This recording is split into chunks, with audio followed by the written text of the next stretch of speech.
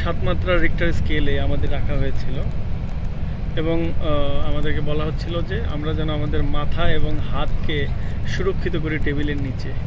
একটা টেবিলের নিচে আমরা 4 জন বা 5 জন করে লুকাইছিলাম এবং 1 মিনিটের মতো এই ভূমিকম্পটার স্থায়িত্ব ছিল এবং এটা ধারণা করা হয় যে 2011 সালে যে ফুকুশিমাতে যে ভূমিকম্পটা হয়েছিল সেরকম একটা ভূমিকম্পের আমাদের একটা প্রশিক্ষণ হলো। এরপরে ছিল হচ্ছে আগুন লাগলে আমরা কিভাবে নিজেদেরকে সেভ করব।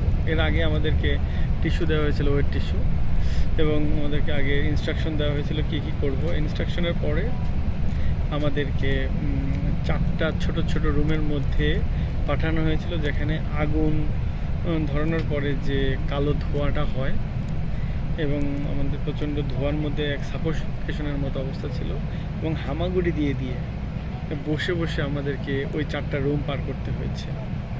নিঃসন্দেহে এটা একটা অসাধারণ একটা অভিজ্ঞতা ছিল এবং ক্লান্ত হয়ে গেছিলাম, কারণ এইভাবে মানে অক্সিজেন ছিল না, ধোঁয়া চারপাশে, মুখে কিছু দেখা যাচ্ছে না।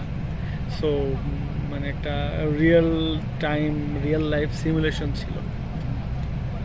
এরপরে ছিল হচ্ছে আমাদের কোথাও আগুন লেগে গেলে আগুনটা আমরা কিভাবে নিভাবো, এই বিষয়টা নিয়েও হলো। প্রথমে আমাদেরকে বোঝাইলো, জানাইলো কী করতে হবে। এরপরে আমরা 4 জন করে করে ধরে নিয়ে আমাদেরকে ওই যে ফায়ার এক্সটিংগুইশার দিয়ে আমরা আগুন নেভাইলাম একসাথে।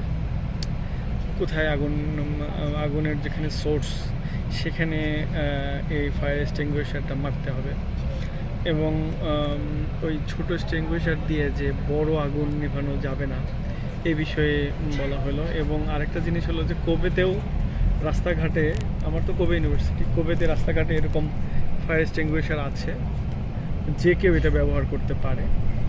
এরকম আরও আরেকটা আমাদের ডকুমেন্টারি দেখানো হলো যে পুরো জাপান জুড়ে যে বিভিন্ন সময়ে ভূমিকম্প, সুনামি, তারপরে বন্যা, এরকম বিভিন্ন কারণে যখন প্রাকৃতিক দুর্যোগ হয়, জনজীবন বিপর্যস্ত হয়, ট্রাফিক রুল ভেঙে পড়ে, বিদ্যুৎ সরবরাহ নষ্ট হয়ে যায়, তারপরে মোবাইলের নেটওয়ার্ক বন্ধ হয়ে যায়, তারপরেও তারা আবার ঘুরে দাঁড়ায়। এই যোদ্ধা জাতি এই প্রাকৃতিক বিপর্যয়কে সামলে রেখে প্রতি মুহূর্তে নিজের অস্তিত্ব কীভাবে জানান দিচ্ছে বিশ্বের দরবারে, পরিশ্রমী জাতি, এই বিষয়টা আমাদেরকে শেখালো এবং নিঃসন্দেহে এটা একটা ভালো লাগার একটা এক্সপিরিয়েন্স। এবং আমরা বিভিন্ন সময় বিভিন্ন ট্রেনিং করেছি, এরকম রিয়েল লাইফ সিমুলেশন যেটা বলে আমি ট্রেনিং করছি, পাশাপাশি আমাকে ওটা ইউজও করছি, কীভাবে এটাকে হাউ টু ইউজ ইট, এই জিনিসটা আমরা শিখলাম। এরকম 3-4টা ড্রিল ছিল আজকে আমাদের। তো এই ড্রিলটা শেষ করলাম। ড্রিল শেষ করে আমরা এখন আজকের দিনের মতো সেশনের শেষ। আমরা বাসে করে এই জাপানের টোকিও শহরটা দেখতে দেখতে আমরা আমাদের হোটেল শিনজুকু ওয়াশিংটনের দিকে আগাচ্ছি। যদিও আমার ভিডিও যারা দেখেন তারা এই নামটা বারবার দেখে দেখে বিরক্ত হয়ে যেতে পারে, কিন্তু এটাই হচ্ছে রিয়েল লাইফ এক্সপিরিয়েন্স। ট্রেনিং শেষ করলাম করে এখন এই যে আমাদের যে বাস আছে, এই বাসে করে আমরা হোটেলের দিকে আগাচ্ছি। ফাঁকে আপনারা একটু দেখতে পাচ্ছেন যে এই জাপানের রাস্তার যে দৃশ্যগুলো একটু দেখাই। মুখে বললে তো আসলে বিশ্বাস হবে না, যে দেখেন ওয়াকওয়ে মানে হাঁটার যে রাস্তা, এই অঞ্চলের মানুষ প্রচুর হাঁটে, মানে আমরা যেটা কল্পনাও করতে পারি না। এই হাঁটার রাস্তাগুলো, এই যে সবুজ যে জায়গাগুলো আছে, দেখা যাবে হাঁটার রাস্তা এত সুন্দর আর চারপাশে এত সবুজ, আপনার হাঁটতে ইচ্ছা করবে, মনে হবে যে না একটু হাঁটি। এবং এই জন্য আমার মনে হয় কেউ হাঁটতে বেরোলে 10 মিনিটের জন্য হাঁটতে বেরোলে সে কিন্তু 1 ঘন্টা আধা ঘন্টার আগে পাবেন। এবং আপনি যে ভিডিওগুলো দেখছেন, কোনো ভিডিওতে আপনি কিন্তু রিক্সা পাবেন না।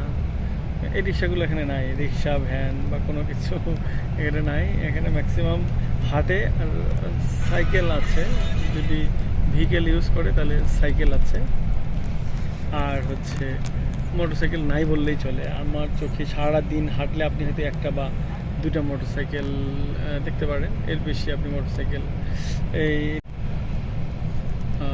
ঘরবাড়িগুলো দেখেন,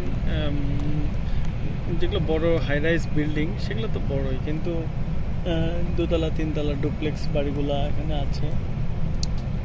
যদি এখানকার জীবনযাপন অনেক ব্যয়বহুল, প্রচুর ব্যয়বহুল, কিন্তু তারা এই জাপানের যে সুযোগ সুবিধা যে বিষয়গুলো রাখছে সেটা হচ্ছে আসলে জাপানিদের জন্য, অথবা যাদের প্রচুর টাকা তাদের জন্য। আমাদের মতো যারা এই অল্প স্কলারশিপ নিয়ে এখানে আসে তারা শুধু জীবনটা যাপনই করতে পারবে। এখানকার যে স্পেশাল কিছু সুযোগ সুবিধা এই বিষয়গুলো নেওয়াটা টাফ আমার যেটা মনে হয়। আমি যাই এখন, এই যে দেখেন গাড়ির গতি কিন্তু খুবই স্লো, খুবই স্লো, মানে অ্যাক্সিডেন্টের হার নাই বললেই চলে। বিশাল প্রশস্ত রাস্তা, মানে বাড়ির ভিতরে যতটুকু ডেকোরেশন, আমার মনে হয় রাস্তার ডেকোরেশনটা জন্য তারা মানে মাস্টারপিস, অসাধারণ। আগেরটা কি হাফ করে দিছে ভাই? হবে হবে। এখন আমরা একটু দেখতে চাই যে দেখেন এই রাস্তা দিয়ে প্রচুর মানুষ হাঁটে আর রিক্সা চালায়, রিক্সা না কি বলে, সাইকেল চালাচ্ছে। আমরা ভালো একটা গাড়িতে করে যাচ্ছি, এসি গাড়ি, এটাতে সাইট সিং কার এটা মনে হয়। ওকে, আমরা আমাদের খুব অল্প সময়ের মধ্যে হয়তো আমাদের গন্তব্যে পৌঁছে যাব।